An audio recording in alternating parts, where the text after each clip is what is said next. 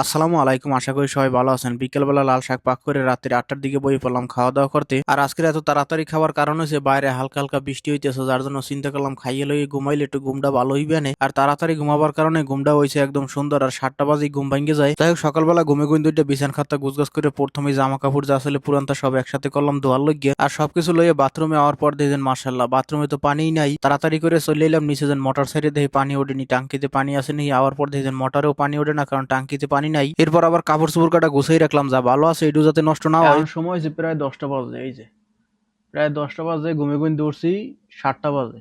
চিন্তা ভাবনা করছি আজকের প্রচুর কাজ করতে হইবে, যত কাজ বাহি আছে, যেমন কাপড় চোপড় কালকের ধুইতে পারি না, পিছনে পড়ে রয়েছে, কাপড় চোপড় ধুইতে হইবে।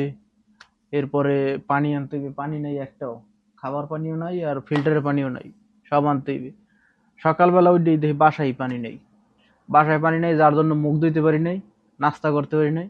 নাস্তা না করার জন্য পানি না থাকার কারণে কাপড় চোপড় তাও ধুইতে পারি নাই, কোনো কিছুই হয় না। মাইনি একটা জিনিসের লাগিয়ে কোনো কিছু হয় না। খাবার পানিটাও অন্তত পক্ষে আনতে হইবে, কারণ খাবার পানির নিচে বাকালা প্যান্ট পরিয়া কোনো রকমের চলে যাই যাইয়া খাবার পানিটা লইয়া আহি। আর জামা কাপড় যেমনি আছে এমনি আদুয়াই কিনতে হইবে।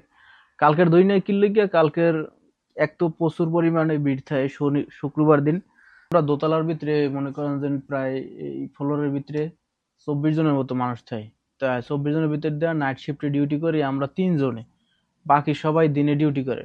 তো সকালবেলা শনিবার সকালবেলা সবাই ডিউটি থাকে। আমরা শুক্রবার যদি দুবার যাই, তো শুক্রবার মনে করেন 24 জন মানুষ সবাই কাপড় ধুইতে চায়।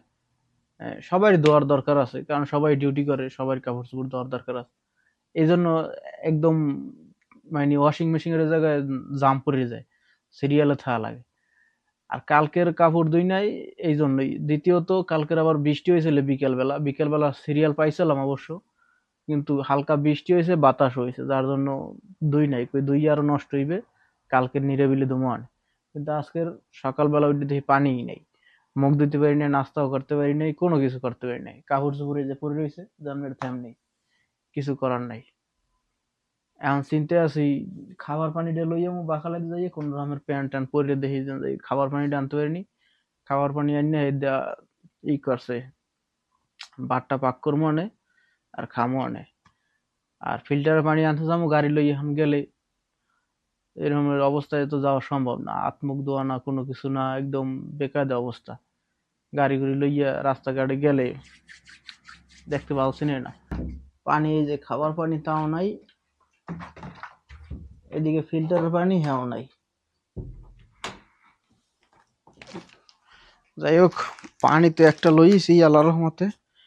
পানির লগে এই যে একটা রুডিও লইছি, এটা রুডি কয় না, এটা কি কয় করতে না, ওই ভিতরে স্ট্রবেরির দেওয়া আছে জেলের মতো, খাইতে ভালো লাগে। এটা 2 রিয়াল নেস, আর পানি একটা 6 রিয়াল, টোটাল 8 রিয়াল খরচ হয়ে গেছে।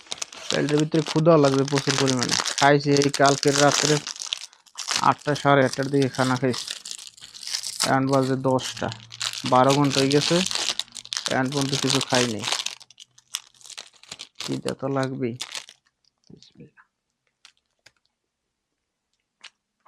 যা আছে কপালে, মুখ ধুয়ে খাইয়ে লাই।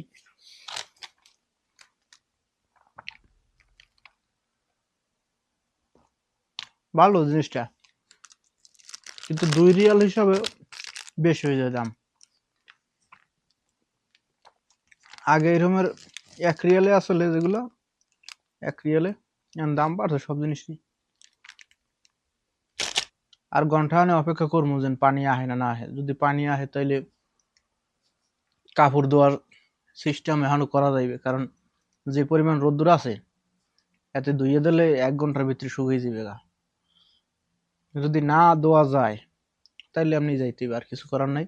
যাই হোক, এরপর অপেক্ষা করতে করতে 11টা 45 বাজে গেছে, তখন দেখি পানি আইছে। কই এখন প্রায় 12টা বাজে গেছে, এখন তো আর কাপড় ধোয়া সম্ভব না, কাপড় ধুইতে গেলেও আধা ঘন্টার উপরে লাগিয়ে যাইবে। কই তার চাইতে এখন আপাতত চাউল কয়টা দিয়ে ভাত বসাই দিয়ে যা কাপড় চোপড় আছে এমনি পরে যাবো অনেক। যাই হোক, ভাত বসাই দিয়ে তরকারি লিয়ে চলে এলাম গরম দেওয়ার লাগিয়ে। কালকের যে পাক করছিলাম লাল শাক আর তরকারি গরম দেওয়ার কাজ শেষ করে কই আদো যে শার্ট আছে এটার ভিতরে আয়রন দিয়ে লই, দেখতে মোটামুটি আকারে ভালো তো দেখা যাইবে না। জামার উপরে যে গোছাইনো গোছাইনো জায়গা আছে এইগুলো সুন্দর করে দেখে একটু আয়রন করে দিলাম, আর পুরান জামাই একটা রেডি করে হেলাইলাম। যাই হোক, এবার চলে গেলাম গোসল দিতে। আর গোসল গোসল দিয়ে সুন্দর মতো তেল পানি মাথায় দিয়ে বই পড়লাম খাওয়া দাওয়া করতে। লাল শাক আর চিংড়ি মাছ যে পাক করছিলাম মাশাল্লাহ সেই স্বাদই লাগতে আসছিল। যাই হোক খাওয়া দাওয়া শেষ করে আস্তে আস্তে রেডি হওয়া শুরু করলাম, আবার ডিউটিতে যাইতে হইবে। যাই হোক ডিউটিতে যাওয়ার জন্য প্যান্ট শার্ট পরে আস্তে আস্তে রেডি হইলাম। এদিকে আবার মাথার চুল টুল সব বড় হয়ে গেছে, এগুলো কাটার দরকার, কিন্তু কোম্পানি স্যালারি দিতেছে না। কবার পারি না কবে দেয়, প্রতি মাসে এমনি ঘোরাঘুরি করলে কেমনে চলতাম।